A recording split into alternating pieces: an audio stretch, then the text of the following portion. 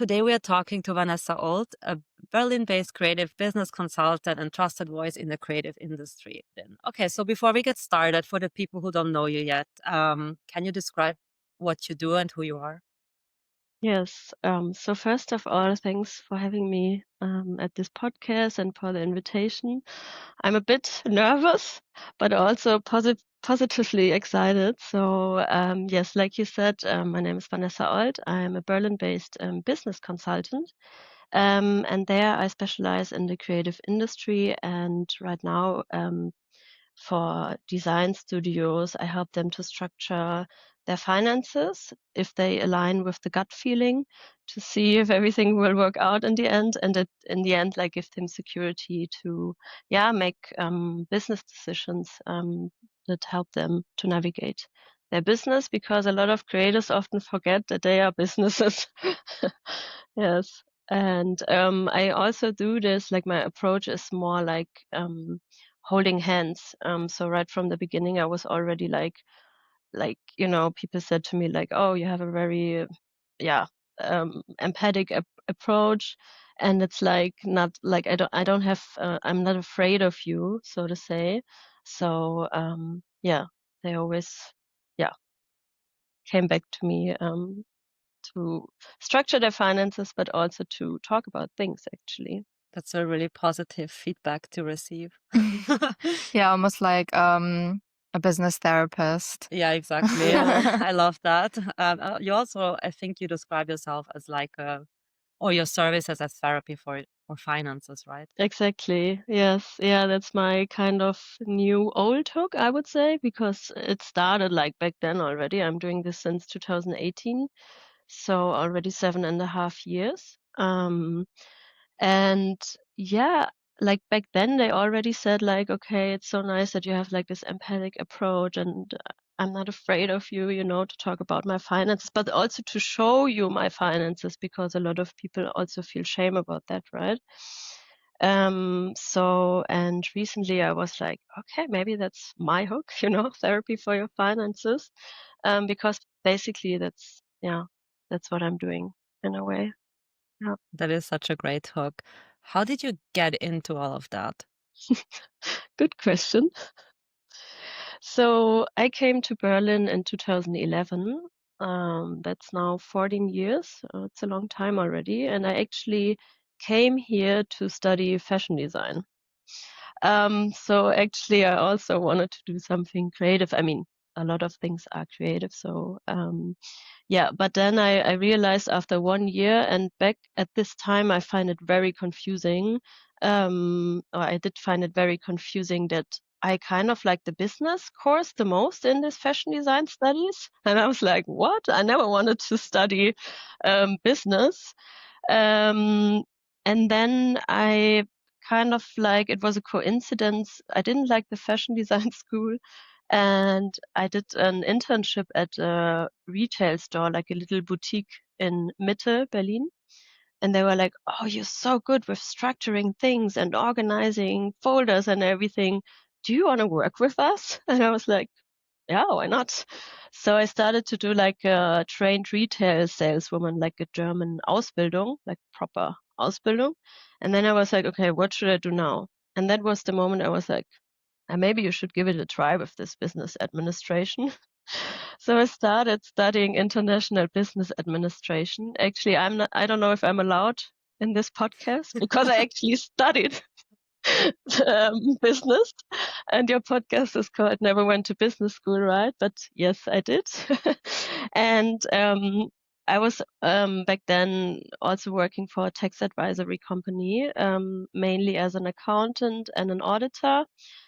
And I had a big circle of creative friends, and they were like, "Oh, what are you doing there at the tax advisor and you're studying business? And can you help me with XYZ?" And I was like, "Okay, I help you." And then that's actually how it started. That I got into this freelancing, and I was already freelancing at the tax advisory company, so I already had my tax number and everything, and kind of dived naturally into it in a way. It's so funny that you said like the business stuff interested you the most at fashion school, because Yeah. I think that's something we realized too when we were in this like we were running a business, doing Yeah. creative work. And then the more we were in it, we're like, okay, the creative work is like less rewarding than the business stuff, and like thinking about like, okay, finances and how can we plan like our financial plan and all that was way more fun. And I Yeah, never would have expected that going into it. that's so cool Oh, hearing this from you. Because I also like that's also the moment I had it this morning in a client call when they see like the sheets I set up and everything and the stuff I analyze, and then they're like, ah, that's why we're doing this. And I'm like, yeah. And then suddenly what you just meant with the rewarding, I really like how you said it. Yes, I think for a lot of people, when they go into it, they don't realize it's gonna be a business. I think a lot of yes, people just see like, okay, freelancing, I can have my flexible time and I can work on my creative work and do what I want to do, and I don't have to do what the creative director tells me what to do, like in an exactly. agency setting.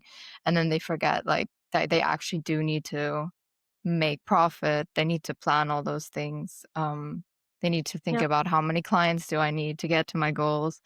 Yeah, and we didn't realize that either going in, so it was a lot of learning by doing. I mean, to be transparent, we didn't even have like our fixed costs like noted down. Of course, we had like the fixed cost of our office space and maybe like internet, like something was like scattered around. We knew it would kind of like be okay, but we didn't really have like a plan or anything. Yeah. I wouldn't say that we did. Like But it that's just happened. normal. Like for the creative industry, I have the feeling that a lot of people don't have it. Or a lot of people coming to me as well. I mean, they have kind of something, but they're not like really Yeah. deep I'm dive really, into it. really Yeah. curious about why people come to you, or what the most common like reasons are that creatives reach out to you. So in the beginning, like when I started in 2018, I was mainly doing accounting. So because that's also was also a moment for me when I was studying international business, like how you solve these things, and also especially accounting, you have like these two accounts, and it has to be, it has to, balance each account out, which is really rewarding. I feel. So that's how it started, and then quickly this accounting evolved into so much more. Like it's like, oh, can we also do like profitability analysis, or can we also figure out like it's more like in this controlling direction, like the fixed costs, production costs, etc. So mainly the creatives are coming to me to they are just insecure and don't know how to handle all that stuff. So they come to me and say like, I have this problem, this, da, da, da, da, and it always sounds different, but in the end, it's kind of the same. And that's what I'm kind of doing. I kind of dive into them, into the data. And my current approach as a like solo entrepreneur again is to co-create with them what they need, like to figure out the like or like to use like these business models but put it in their language, and to work with them and to really like co-create something they need, and that actually helps them, because sometimes like these models are working like in theory, but in like practically it's sometimes really the most efficient for you and your studio, right? So yeah. So what you do is you tailor that to each client, depending Yeah. on how they work or what their process is like. Yeah, I mean, it's kind of like the questions are often the same, and the models, like I said, but in the end, how it's looking in their studio or in their specific wording is sometimes different, or maybe they need a sales analysis that is, or like a reporting that goes in a different direction. So I kind of set it up with them, yeah, and they can use this and work with this. Okay, yeah, so basically a framework that you're using and applying onto Exactly. different clients. Yeah. Okay, yeah, that's so How about you? interesting. Yeah, because I Oh also well. saw you have these services, right? Or like these workshops. Yeah, currently it's pretty new. Yeah, currently it's more like educational work. I feel like most people who come to us don't understand the value of their work. So it's a lot more in that direction of like, how much should something like this cost? And then it's dependent on each person and their experience and the clients that they have. But it's very like based on, I think, knowledge that they are missing, that they haven't had the experience yet. Mm-hmm. So more like early stage people Yeah. who like really just start out and don't even know where to start. You basically want to help them to like find their footing, and then you can always work with them. I don't know, to optimize, but I think it's already extremely important as a first step to understand profitability, to understand that you're running a business. I think that's like, I would say, the most important quotation marks mind shift one can have in the beginning, especially as a creative, where you mostly focus on your creative craft and less on that you're running a business. I mean, just the awareness alone is a lot, in my opinion. Yeah. Yeah. Together with Rea Stamatoulakis, it was my partner at Nea-Kosma. What I did the last 5 years, we also had we were giving lectures at universities. And in the end, like so many students were coming to us and were like, thanks for explaining this in a, like usual, a normal standard language. I don't know, because it's really hard to understand for them in the beginning. And I think it's very, very important what you do as well to, tell them about the buzzwords, um, tell them what is important to watch out for, so they already have like a solid base where they can grow their business. Yes. Yeah, for sure. We've had similar feedback whenever we talk to creatives about like pricing, and especially value-based pricing, because I think that's the hardest one for them to understand, that they had also were like, thank you for explaining it in a way that we can understand, because there are a lot of people who talk about value-based pricing online, and I think it's not always accessible, especially to people starting out. So that's something that we like to focus on, is like the people who are really starting out in the industry and don't have any knowledge yet. Yeah, we kind of like thought what were our thoughts and what were we doing in the beginning, because we had no idea what we were doing. We got lucky slash we are very adaptable and we learn really fast. So that came to our advantage of learning about like the processes early on. And yeah, we made a lot of mistakes, but we kind of like used them and we like grew instead of like yeah, the other way around. Yeah, I think that we've seen a lot of creatives who have been in the business for a long time and still have like a part-time job because they can't make the self-employment work financially. And those are kind of, we're either like looking also on our podcast, looking to speak to people who are starting out or people who have been in it for a while but haven't found success. And a lot of the time it's like small things you can change about your pricing, your positioning, to get to a point where it's successful. Yeah, I mean, at the end of the day, it depends on a lot of factors. Yeah. Of course, it's mostly not just one thing that is like going completely wrong. It's usually a mix of things, and in Totally. combination, Yeah. that's when it kind of like everything goes south, or like maybe not in the right direction, and you can maybe tweak some things to like already set yourself up for the right direction. That's what happened in our experience, at least, and Yeah. also the people we talk to. Yeah. Yeah. So I think also what you say with this, like a lot of people of them are having like something like a part-time job or something. I think that's also really good in a way, because it's like kind of like, if you have something that gives you stability and security, you can take more risks on something you're passionate for or you want to, work out or set up. So it's kind of nice to see this. I always like to see it as a portfolio balance of your own skills.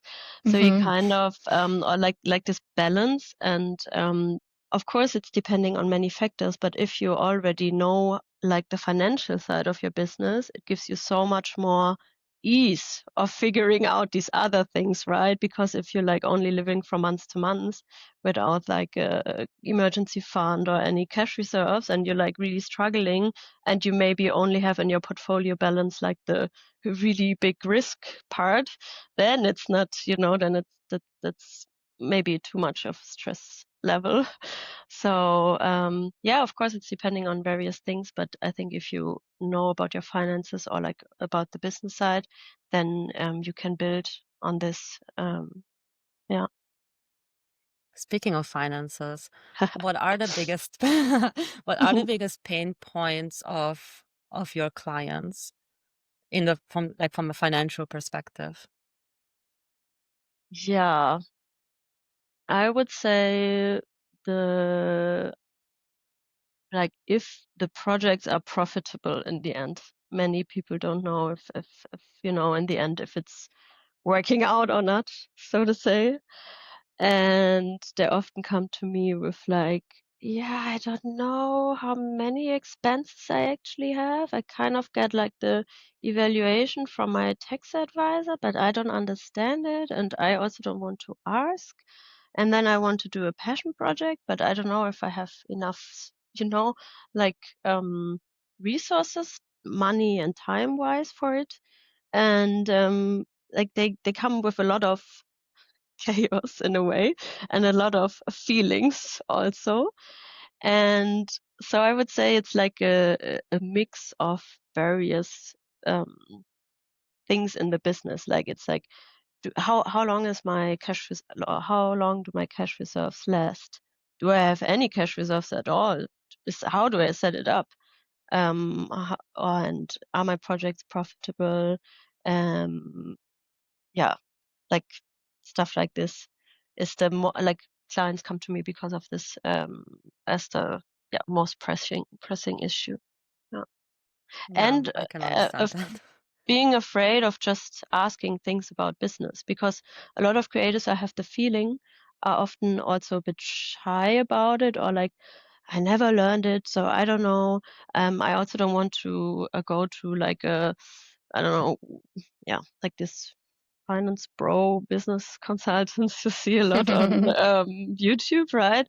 So they want somebody who understands them and yeah, also speaks their language. And often the tax advisor is not speaking their language. And if the tax advisor, at least in Berlin, is there for the creative industry, they are completely booked out. So it's like, yeah, really, really hard. Yeah. A niche. Yeah, That's totally. interesting. Yeah. Yeah. Yeah, I always have to ask our tax advisor to explain it to me like I'm 5, like Exactly. because when they use like it's this German legal language that is so Mm, hard to understand if you mm, didn't study law or bookkeeping or like accounting. mm, Yeah, so it's always like, okay, can you explain it to me again, like mm. in normal German? Yeah, And even then, sometimes it takes me a lot of time. Like I have to see the things or hear about them many times to really understand it.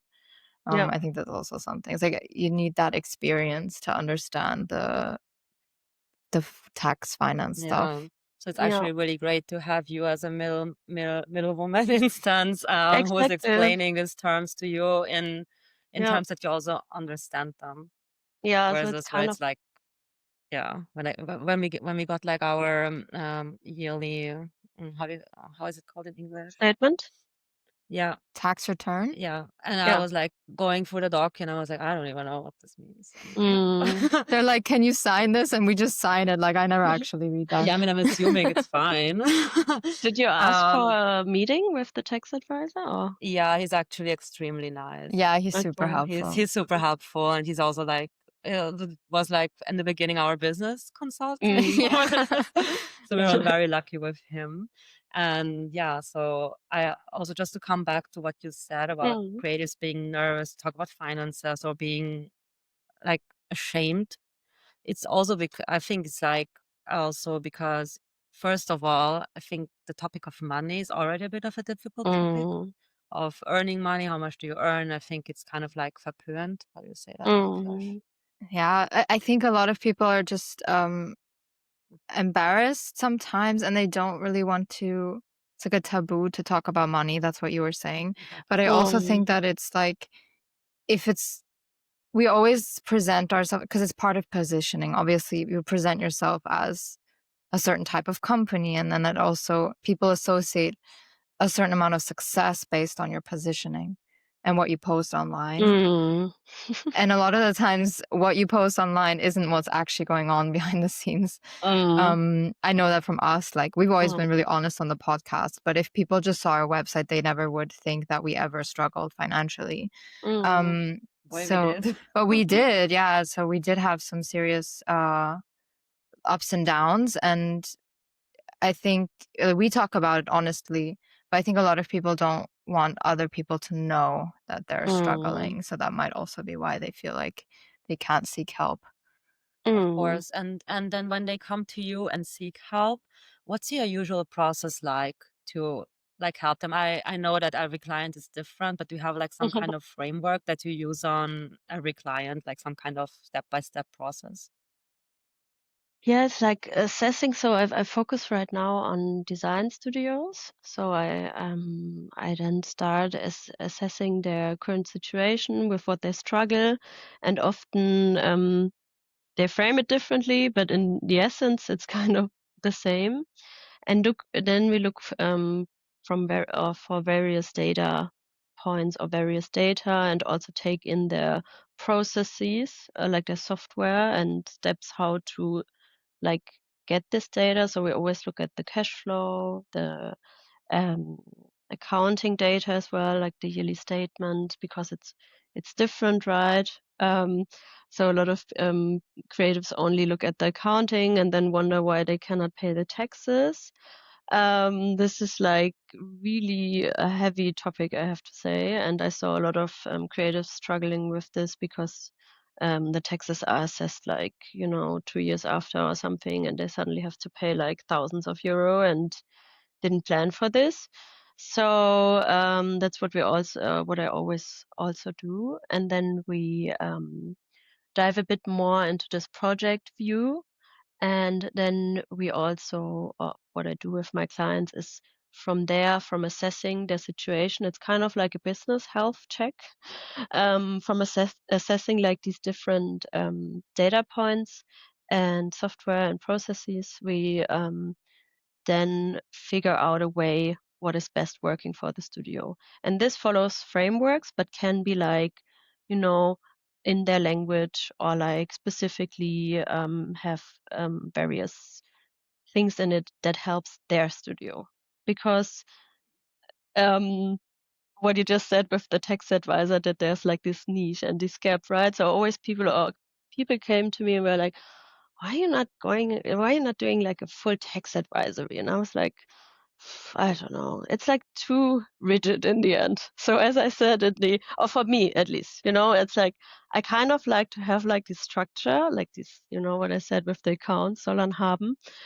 But I'm also like to have balance, and I kind of love what business consultation is giving you, that it's more playful, that you can work like you can make it how the client needs it, and that's where I think the magic is happening, if you can say magic in this moment. But yeah, like these structured things, but putting it in a new shape and form. And yeah, after we kind of assess these things, um, we see what potential is there to go in which direction, or what should be worked on as well. And yeah, often I then continue the collaboration in a more long-term way. Yeah, Yeah, it to be is there on the basically a side. therapy. Yeah. Yeah, Yeah. Yeah, It's like that because initial therapy where you have like a lot of sessions in the beginning and then you start to feel better. So then it's yeah, like you always like extend the time between sessions. yeah, because it's also so nice to have someone and like have someone checking in. It's like, especially a exactly. lot of creatives work alone.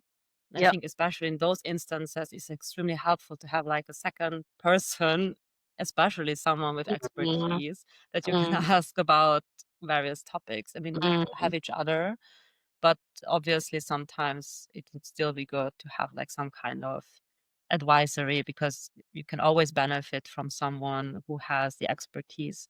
So And also the nice thing about doing a long-term thing or checking in is you then get Mm, to assess the results of the work that exactly. you've done with them. Mm. So what kind of transformation do you see most often with your clients after like a certain amount of time, and how long does it usually take to see like a difference? Is there like Mm, a measure that's kind of you see a lot?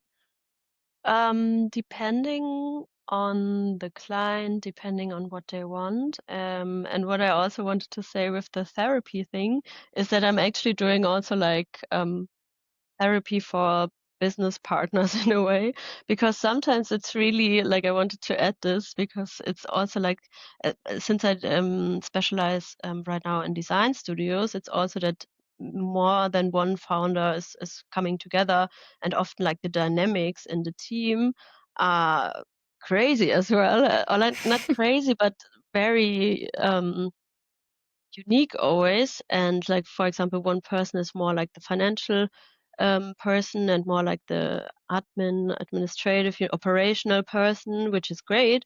And the other person is maybe more like the design, creative mind person. And then sometimes they cannot talk with each other, and especially about finances and business. And I often saw it that when I was sitting with them down, they were arguing, but in the end I could like, hey, look at the numbers. You can always, grab on these numbers So it's and like, like It's like, look at the couple. problem, look at the problem. So you're holding on. doing couples therapy as well in that Yeah, case. yeah, Yeah, it's exactly. basically, yeah. Marriage Yeah, therapy. Yes, yeah, basically when you get into an argument, you don't know what you're arguing about anymore, and actually there's still this problem lingering that you should yeah. actually be talking about, actually be Ex- focused on Like, solving. sorry, come Yeah. back. Yeah, yeah. But you asked how long this usually lasts and what the outcomes are. So I have to say with one client I'm working already since the beginning, so since 2018, and also during my time at Nea-Kosma with Rea together, and I continue working with them.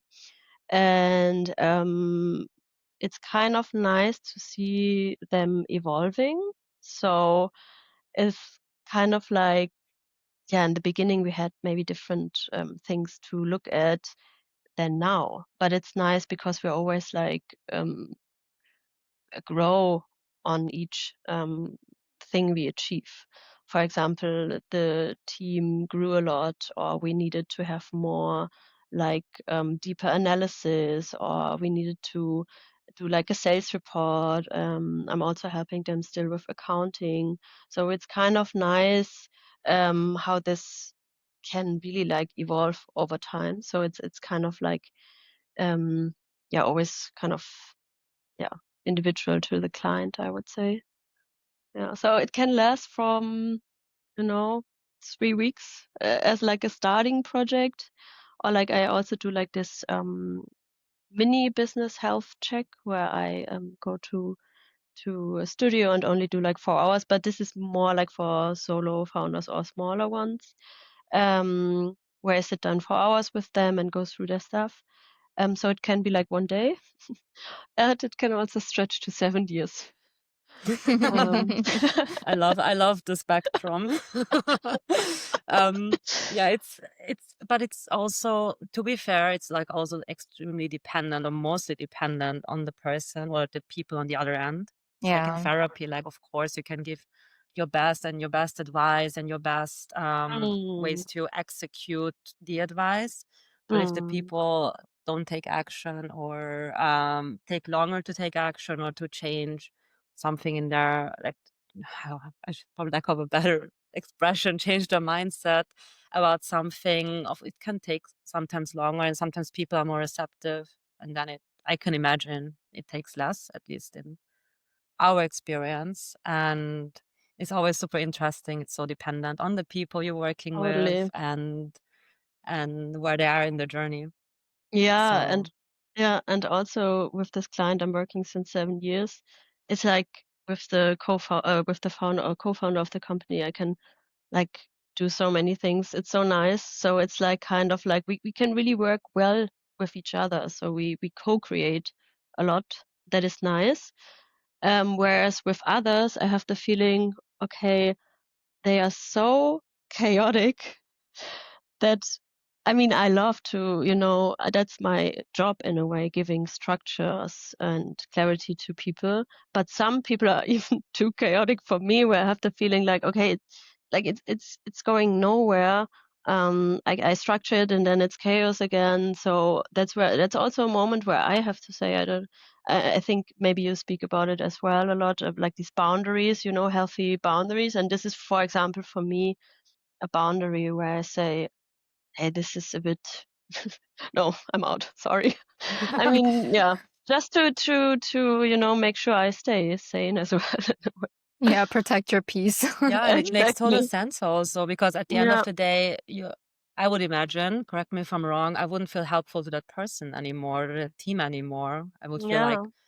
not scamming them for money, obviously not, because you are there and you're helping, you have the best intentions. What I mean is, though, like, for example, from a perspective of a therapist, when they try to Mm, help a client, but they just don't really work on those steps that they say they would, then mm, at some point you just kind of like, what should I do now? Like, yeah. I don't know how to approach it anymore. Maybe you need someone else. Maybe you need a Mm, different approach. That's also yeah. possible. Yeah. Yeah, so I really Exactly. love that. I think Oh, it's really yeah. valuable for both sides, actually, to Yeah. pull the plug when Yeah. it's necessary and when it's time. So, um, before we go on and talk about your new venture, because you mentioned that you were part of Nea-Kosma and now Hmm. not anymore. So before we go on to there, I just wanted to ask you if there was like a case that you had with a client that stayed with you. Like, is there like anything that's like valuable to share? Like, if there was a case that kind of like stayed with you, like a client, or like an experience with a client that stayed with you, or kind of where you learned from it a lot, or where you Mm. like really felt like a lot Uh, of excitement because something worked out. So basically just an anecdote. Like, do you have an mm. anecdote to share? Um, I don't have something specific, but it's more like my general maybe way of seeing life in a way. So as you mentioned already, or as I mentioned already, I was part of Nea-Kosma together with Rea Stamatoulakis from 2020 to 2025. So we split actually this autumn, and we made this decision because we realized, okay, we had this vision when we were coming together in 2020, and then we were following these paths together, and then we realized, okay, I don't know, we have maybe different passions where we're going into two different directions, and maybe it's better if we now split up to let each party evolve in the way they want, and what is helpful and beneficial for each individual. And I would say, sometimes it's like, oh, it didn't, or like we closed it, didn't it work out? I don't know, but in the end, it's like a process. So it's like, I see like life as like something coming to you, and then you kind of navigate it. It's like a wave coming, and you're like, okay, should I now ride it or not? And yeah, and that's basically what it taught me, like to see everything as a process that is constantly evolving and not something that is like finished. So in these last 7 years, but also during my time as a student or as a like as a saleswoman, or like also in fashion design, like it's constantly building on each other, yeah, or each moment is building on the other moment. Yeah. Yeah, that was very beautifully put. I feel like a lot of people, myself included in the past, view these things as a big setback. Exactly. Mm, So if you close like down a business, you feel like, oh, I failed. And I think that exactly. many people don't know when to stop because they would feel like a failure. How Mm, did you approach this topic? I mean, you said about like, okay, should I write this wave or not? So you put it in a very positive light, but for people who are struggling, mm. do you have I like have any a a coach, third party. coach? Book me. Product placement in the episode. I I mean, loved no, it. like it wasn't like a financial coach, right? But it's nice, like after like this time of working together, to also assessing it with somebody that is quite neutral, and that's what we did. And then we realized, okay, we kind of have the same, or we see it the same way, and it was like a jointly made decision in the end. Yeah, with the help of like going through scenarios like A, B, C, with the help of a third party. Yes, Yeah, it's like a therapist also needs therapy. Yeah. I think that's also important exactly. to remember. So now that you're on your own again, where is Yes. it? Where does it go from here? Like what's going on for you now? Mm, good question. I kind of have like this North Star in a way. I was never like this person who had like the goals precisely, stated. Like I said, it's for me, life is more like a process, and okay, I get this direction and then this and but I have like kind of like an end thing I see for myself. And right now I'm really focusing on like setting up this operative new company. I set up a new limited company where things can evolve also, but it's more like right now I'm focusing more on my approach of counseling. So I'm more like Vanessa Olt, coming to the design studio and helping as a co-creator. And this is like kind of what I want to do, like I described with the frameworks I'm setting up um, for the upcoming months. And then let's see. Yeah. Exciting. Yeah. So business consulting for studios. Yeah. Yeah. Yeah. So staying in the path, but doing it alone with your own frameworks, your own processes, basically. Yeah. This is Yeah. summed up well. Yeah. Okay. Exactly. Yeah. 100 Yeah. points. How do you feel about it? Like to dive a bit deeper, like what's your feeling? Like, do you feel excited? Do you feel like scared about the path, like doing it alone? Well, yeah, it's everything. It's since I was doing it in 2018 also all by myself, it was more like this freelance, just starting out. So sometimes I'm like, oh, okay, am I back in this early stages? And then I'm like, no, I learned so much. I have a different approach. I have this different end goal sounds so crazy, but like like a direction I want to go.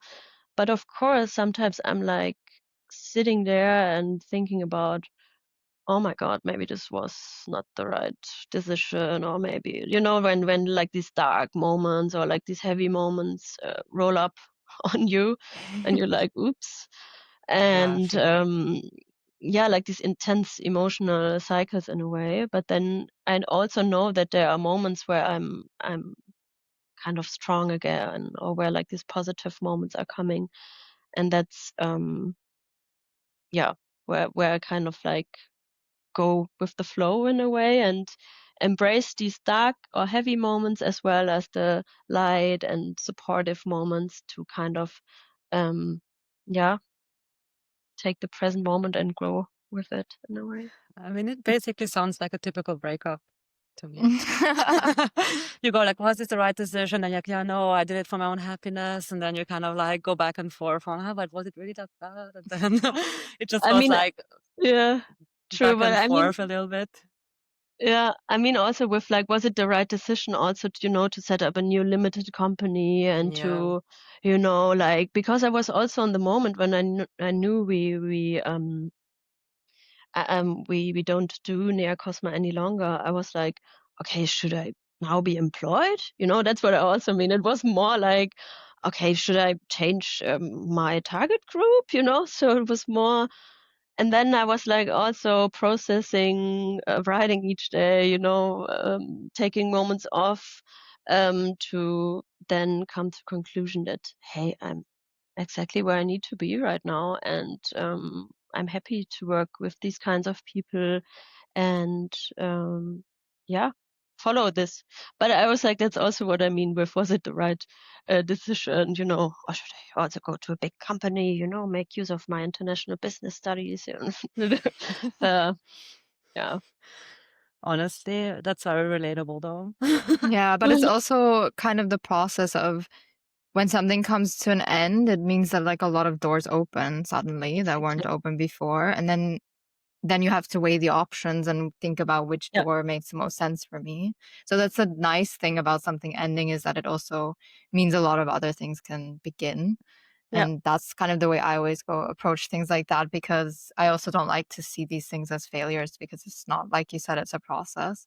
Mm. And ending things that end are actually often also positive. Mm. Yeah, and also those questions that you had, we also ask ourselves, like, okay, what if we like close down at some point? Okay, should we like, should we still stay freelance or just go to a company? Like, what would be the next step there? So Mm. I think I would be like sitting there the same way, journaling, just trying to like figure out my new Mm. path, or just be like a Batista. I don't know. I don't know. I think I But would Mm. go crazy. the other positive thing about having so much experience doing in what you've done up until now Mm. is that you have so much knowledge. Hmm. So it's not like starting new again, because you have Exactly. all this stuff that you didn't Yeah. have when you started. So I think that's Yeah. also makes it easier.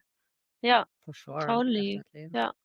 And it's really nice to see how you also grow and how you evolve and whatever direction. And that was also then for me when I was assessing, okay, what should I do next? Should I be employed? Da, da, da. And then I was like, no, I built already something, I like you said, I built up this knowledge, I built up this network.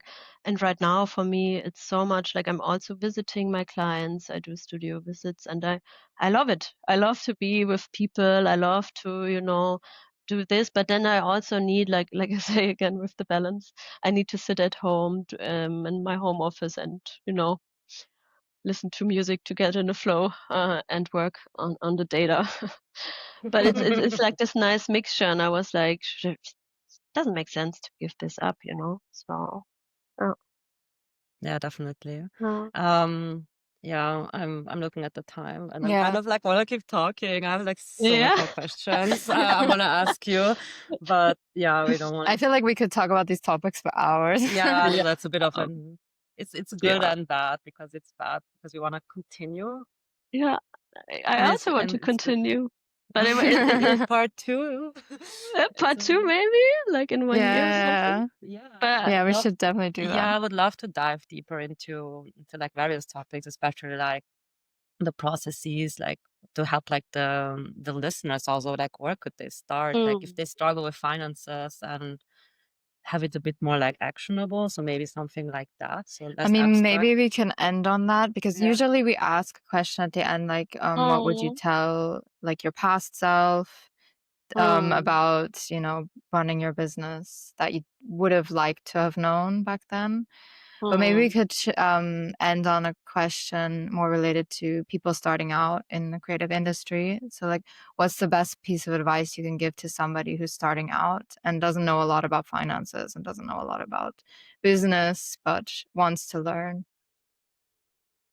Okay, I have to think about it. Besides booking you, because I feel like that would probably be the best thing for anyone to do.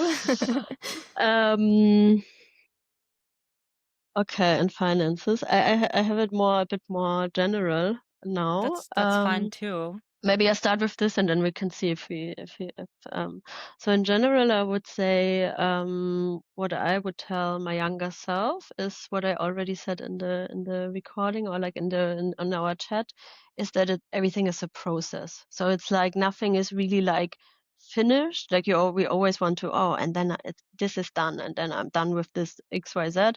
But it's more like, okay, it's a process, and trust in the process, and also like see it as something, challenges coming, where you can learn something from. And this I would tell my younger self. And also maybe also interesting, I figured, like last year I would say, or this year, is like to see critics as something that can help you. It's not something that is like, because I was always so, oh no, I did something wrong, or like I didn't do it properly, and like I want to be, I want to deliver quality, I want to be really good, da, da, da. But it's more like listening to the critics and assessing the critic in a way to see if it's helping your product or your service, or making things better.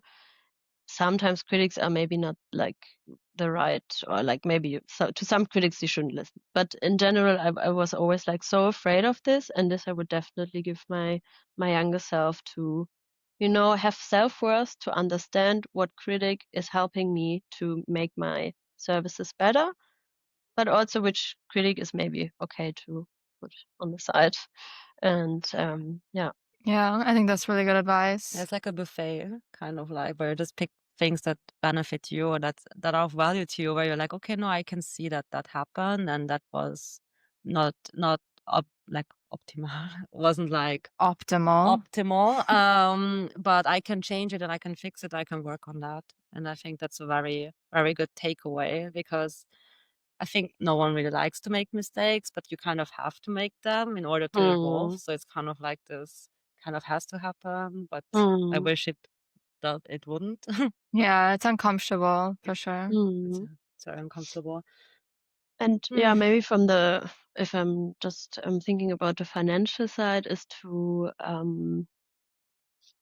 to make this assessment we were also talking about, like okay, like what we said with the, or what I said with the portfolio balance. Do I have something that would kind of help me give the security, maybe a part-time job? Do I have something that is like giving me some risk where I can be passionate about, like already like assessing this situation?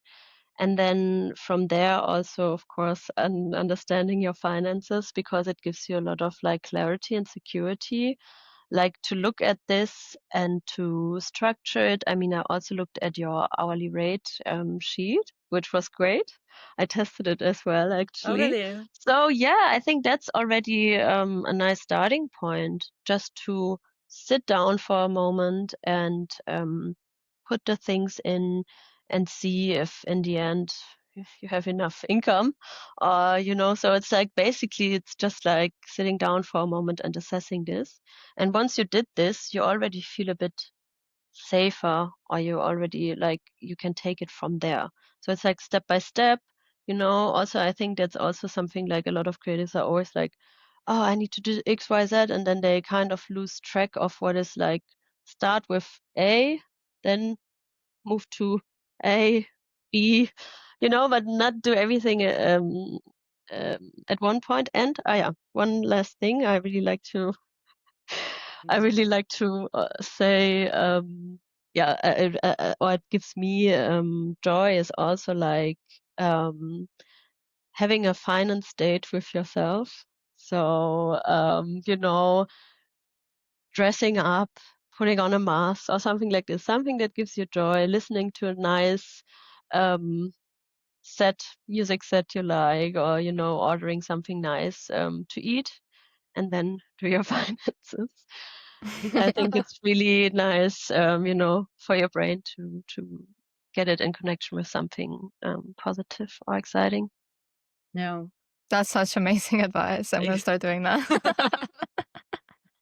That's it. I love that so much. Okay, that's a really good place Yeah. to end. Thank you so Mm. much for being here. Thank you I think for this the is gonna be an invitation. amazing episode for our Yeah. audience. Extremely valuable. Yeah, it's nice to talk with people about it that do also a bit the same. So it's nice to, give joint advice and joint forces. So it's yeah, thanks for inviting me. Thank you for listening to this episode of Never Went to Business School. Don't forget to follow us here on Spotify. And if you enjoy our content, check out our YouTube channel for more educational videos and subscribe to our newsletter on Substack.